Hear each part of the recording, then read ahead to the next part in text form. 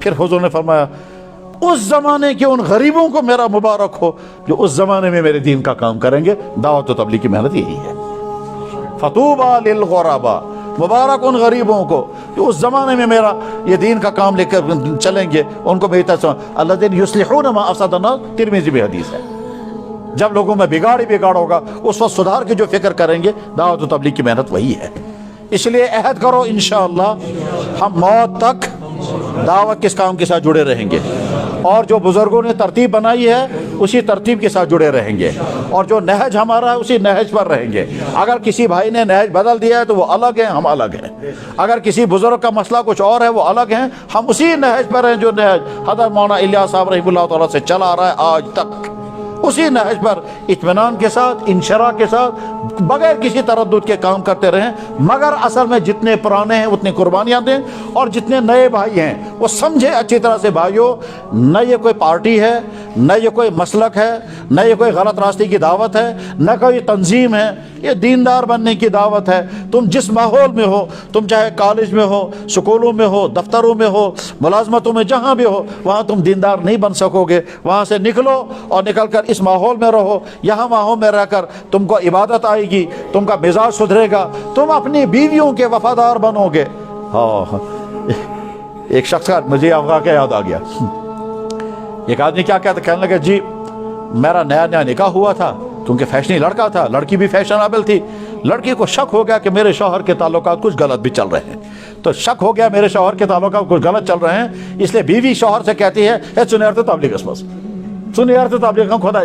شوہر کہتا ہے نہیں نہیں، وہ کہتے تم تبلیغ میں جاؤ، تم سدھرو گے، تمہارے تعلقات کچھ غلط چل رہے ہیں. بیوی نے کہا میں سونا بیچوں گے مگر تم جاؤ. جب زیادہ ہی اس نے اصرار کیا تو شوہر نے کہا چلو اب جاؤں گا. چاہتا تو نہیں تھا لیکن بیوی نے اصرار کیا. ادھر سے نئی نئی بیوی آئی تھی تو اس وقت مجبوری ہوتا ہے آدمی بات ماننے کے لیے، نکل گیا تبلیغ میں. اب 3 دن کے بعد جب اس میں تبدیلی آ گئی، اب نظارہ میں خدا میں کیا کیا گناہ کر میں. اب جب سارا نظارہ سمجھ میں آ گیا تو بس اس نے بیوی کو کہا میں تو آیا تھا وہاں سے 3 دن، مگر اگر تم چاہو تو میں یہاں سے 40 دن کے لیے نکل جاؤں گا. بیوی نے کہا اچھی طرح سے جاؤ، آپ نہیں سدھر سا، اسی سے تم سدھر جاؤ گے، ٹھیک ہے.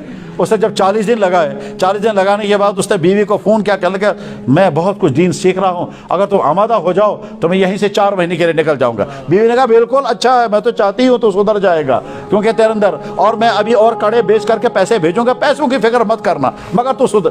اب جب 4 مہینے کے بعد واپس آیا، سر پر امامہ، جسم پر کرتا، داڑھی سفید.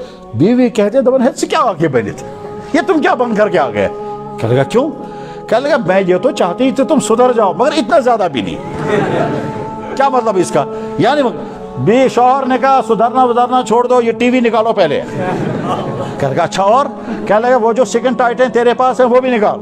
کہنے لگا اچھا اور؟ کہا وہ جو فیشن کی چیزیں ہیں وہ بھی سب باہر نکال. کہتا ہے وہ لپسٹک کے ڈبے کہاں ہیں، پھینکو باہر ان کو. انہوں نے کہا بھائی دین یہی ہے.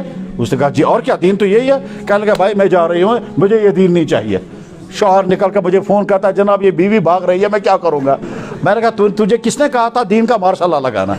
تو 4 مہینے لگا کر کے آیا تو اس کو اب سمجھنا تھا نا، اس بیوی کا تھوڑا تھوڑا ذہن بنانا ہے. کہتے ہیں بیوی کہتی ہے میں چاہتی تو سدھر جائے مگر اتنا زیادہ بھی نہیں. کیا مطلب اس کا؟ میرے بھائی اگر تم چاہتے ہو تمہارے اندر اتنا امیون سسٹم، ایمان کا امیون سسٹم اتنا مضبوط ہو جائے کہ تم باہر کے تمام برے اثرات سے بچ سکو، تم آل پروف بن جاؤ گے اگر ایمان پختہ ہو گیا. اور ایمان پختہ کرنے کا راستہ دعوت و تبلیغ.